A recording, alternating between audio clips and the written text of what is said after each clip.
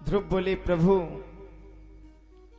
मेरे प्रभु मुझे दर्शन अवश्य देंगे, क्योंकि बिना भगवान की कृपा के बिना हम यहां से नहीं जाएंगे। ध्रुव के दृढ़ निश्चय देख नारद जी बोले, हे तात, यमुना के पवित्र तट पर मथुरा चले जाओ। वहां भगवान हर समय विराजते हैं। वहां मधुवन में निवास करते हुए तीनों काल स्नान करते हैं। स्नात्वा अनुसवनम तस्मिन् कालिंदः सलिले शिवे। शास्त्रों में वर्णित विधि से मन को रोक करके भजन करना शास्त्र इति शास्त्रम या शास्त्रति इति शास्त्रम, अर्थात जो आपकी इंद्रियों को मन को रोक करके अनुशासित कर पतन से बचाए, ऊर्ध्वगामी करे, उस ज्ञान को शास्त्र कहते हैं। नारद जी ने दृढ़ निश्चय देख करके भगवत प्राप्ति का मार्ग बताया और मंत्र देकर के बोले। और तो आजकल का नियम है भैया कि किसी को ज्यादा कुछ बता दो तो कहते कि ज्यादा ज्ञान ना बताओ हमें, वो पहले से ही ज्ञानी हैं।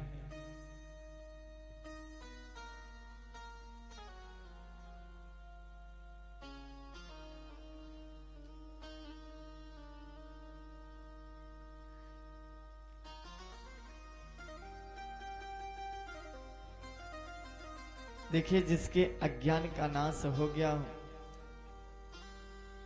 ध्रुव धर्म के रास्ते पर धर्म भी उसकी रक्षा करता है। ध्रुव, मैं तुम्हें गुप्त मंत्र बताता हूं, तुम उसका जाप करना। वह मंत्र भगवान से मिलाने वाला है। 7 रात तक जप करने से आकाश में विचरण करने वाले को भी देख सकते हैं। नारद जी ने ध्रुव को मंत्र बताते हैं क्या कि ओम नमो भगवते वासुदेवाय। ओम नमो भगवते वासुदेवाय। आप भी सब लोग जाप करें। ओम नमो भगवते वासुदेवाय। ओम नमो भगवते वासुदेवाय। ओ वासुदेवाय वासुदेवाय वासुदेवाय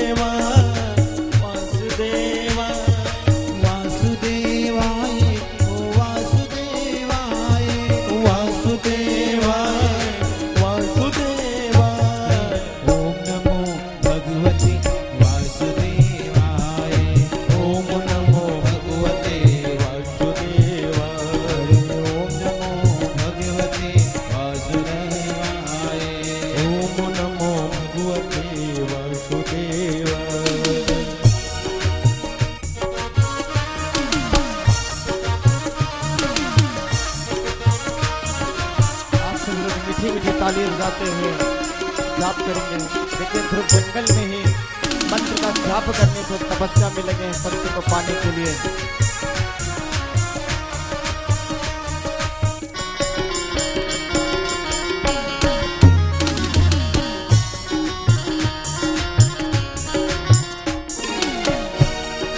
वासुदेवाय वासुदेवाय वासुदेवाय वासुदेवाय ओ वासुदेवाय वासुदेवाय वासुदेवाय। ओम नमो भगवते वासुदेवाय। ओम नमो भगवते वासुदेवाय। ओम नमो भगवते वासुदेवाय। ओम नमो भगवते वासुदेवाय वासुदेवाय।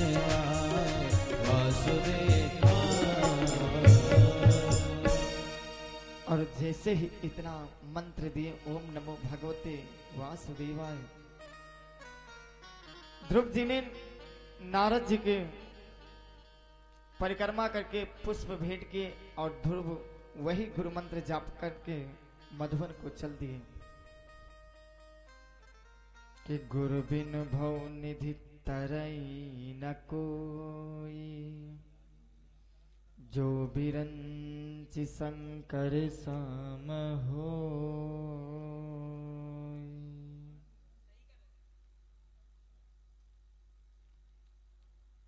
इतना जब गुरु मंत्र दिए तो ध्रुव मधुवन में जाकर के ईश्वर में मन लगा करके तपस्या करने लगे और पहले महीने में अन्न त्याग कर केवल फलाहार, वह भी 3-3 महीना बाद, और कैत बैर खा करके तपस्या की, जिसको हम सभी लोग गांव की भाषा में बोलते हैं कैथा।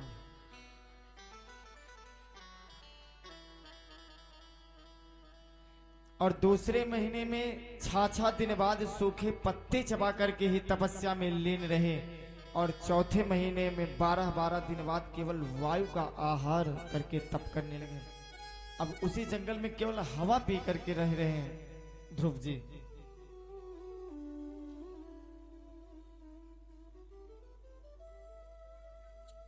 और चौथे महीने में केवल जल पी करके रहने लगे,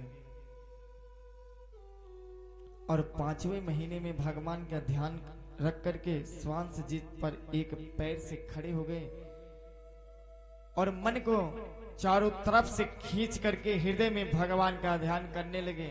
और तपस्या करते समय पैर के अंगूठे से पृथ्वी झुक गई। इंद्रादि देवता घबराने लगे, माया से ध्रुव को डराने धमकाने लगे। और तो अपने सबके यहाँ है कि अभी माता जी के यहाँ रोज चले आओ पूजा करने, तो कहते कि बहुत पुजारी हो गए हैं, मतलब रोज पूजा भी करना व्यर्थ है, इनका सबका कहने का मतलब है।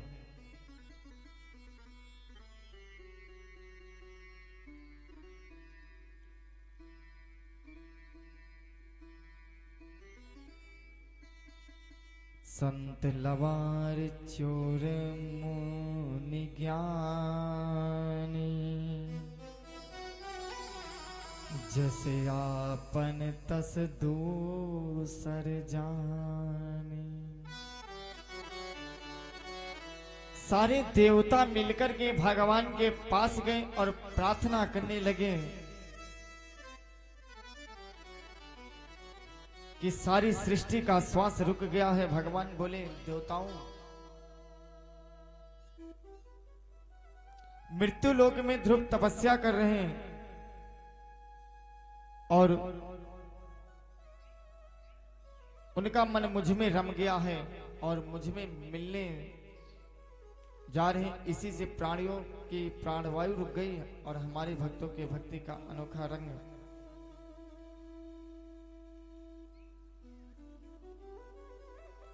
और सब ठीक हो जाएगा।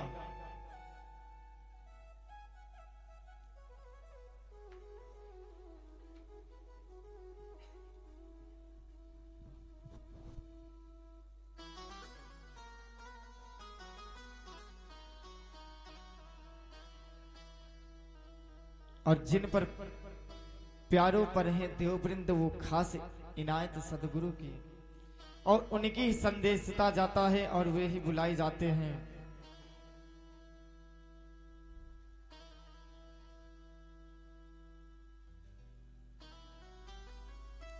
देखिए, जैसा बोगे वैसा काटोगे।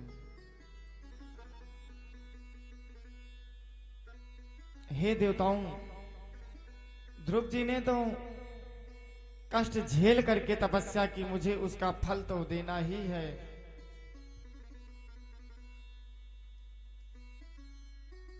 मुझे उसका फल तो देना ही है।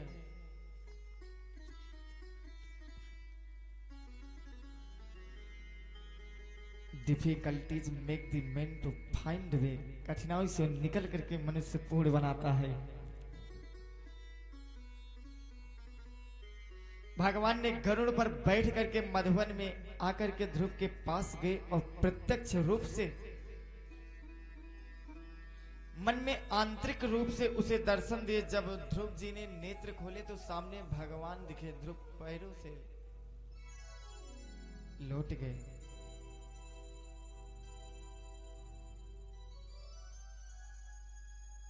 और ध्रुव जी ने भगवान को प्राप्त किया। इसमें मुख्य बात यह रही कि ध्रुव ने गुरुजी नारद जी के वचनों को श्रद्धा से अंगीकार किया था। श्रद्धा देवाय यजमानः वायुगोपा उपासते श्रद्धा हृदयस्या कुत्यां श्रद्धाया विन्दते वसुः।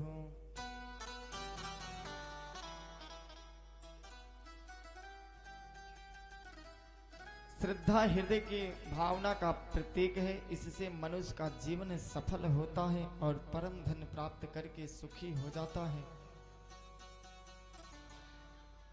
और ऐसा व्यक्ति निर्धन होते हैं और भी धनवान को दान दे सकता है, सत्या रहित होते हुए सत्या दान दे सकता है। और उस परम तत्व की श्रद्धा का फल अद्भुत है। भगवान ध्रुव से बोले कि हे पुत्र, मैं तुझ पर प्रसन्न हूं, तेरा कल्याण होगा और तुझे वह पद प्राप्त होगा जो आज तक किसी को नहीं हुआ।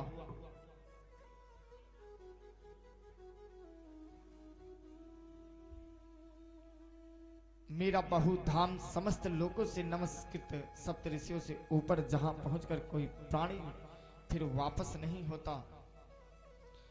परमात्मा पद में सूर्य प्रकाशित नहीं होता, चंद्रमा और तारे भी चमकते ना बिजली चमकती, और फिर भी आग की तो बात ही क्या, उसके प्रकाशमान में होते भी प्रकाशित होता है और उसी प्रकाश से सब कुछ भासता है। भगवान का आशीर्वाद सुनकर के ध्रुव का मन भगवान की प्रार्थना करने को हुआ, परंतु बोले कि कैसे भगवान ने ध्रुव के कपोल से शंख लगाया, तब ध्रुव ने भगवान की स्तुति की। भगवान बोले, ध्रुव अब तुम्हारा पिता तुमको राज दे करके तपस्या को चला जाएगा और तू 36,000 वर्ष राज्य करेगा, उसके बाद तू मेरे द्वारा कहे गए ध्रुव पद को प्राप्त करेगा।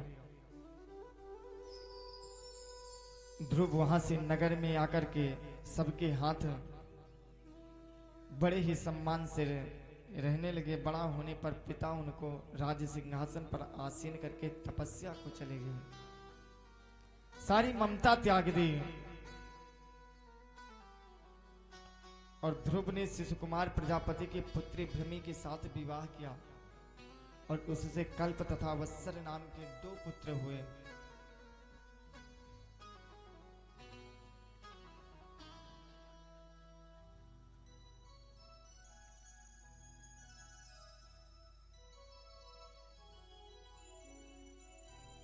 और दूसरी पत्नी वायु की पुत्री इला से उत्कल नाम का पुत्र और एक कन्या पैदा हुई। और उत्तम का विवाह नहीं हुआ था, उसे शिकार खेलते एक यक्ष ने मार दिया था। तब ध्रुव ने अलकापुरी जाकर के यक्षों से घमासान युद्ध किया। मनु महाराज ने आकर के समझाया, हे पुत्र युद्ध बंद करो, तुमने एक भाई के कारण हजारों यक्षों का संहार कर दिया। हे पुत्र, मनुष्य के जन्म मरण का कारण केवल ईश्वर ही है। ऐसा सोच करके जीव को हर्ष शोक से सुनने, शुभ और अशुभ दोनों का परित्याग करना चाहिए। और अपने दादा मनु महाराज के कहने से ध्रुव ने क्रोध का त्याग करके युद्ध बंद कर दिया। कुबेर प्रसन्न होकर के बोले, हे ध्रुव तुम वरदान मांग लो। ध्रुव कहने लगे कि अर्थ न धर्म नाम काम रुचि गति न चाहो निर्वाण जन्म जन्म रति राम पद यह वरदान न जान।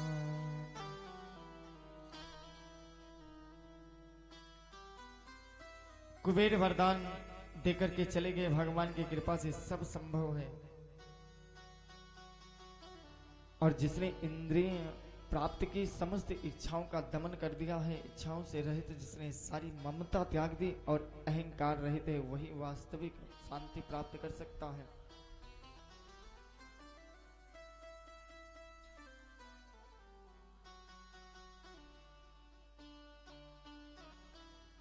देखिए, एक पिता ही ऐसा होता है कि जो अपने बच्चे से दूर कर सकता है।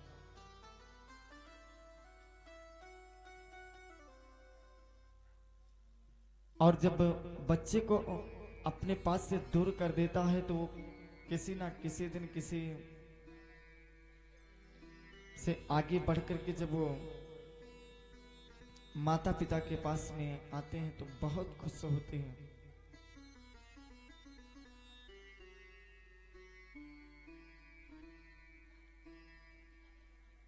क्योंकि हम भी बहुत छोटे थे और बहुत छोटे ही अवस्था में हम अयोध्या चले गए थे पढ़ाई करने के लिए। ये समझ लीजिए कि हमारी उस समय उम्र में हम 8 साल के थे, तब अपने माता पिता को छोड़ करके हम अयोध्या चले गए थे पढ़ाई करने। और आज उन्हीं माता पिता के आशीर्वाद से आज देखिए घर भी आते जा रहे हैं परमानेंट, और आप सबके बीच में सभी लोगों से मुलाकात कर रहे हैं।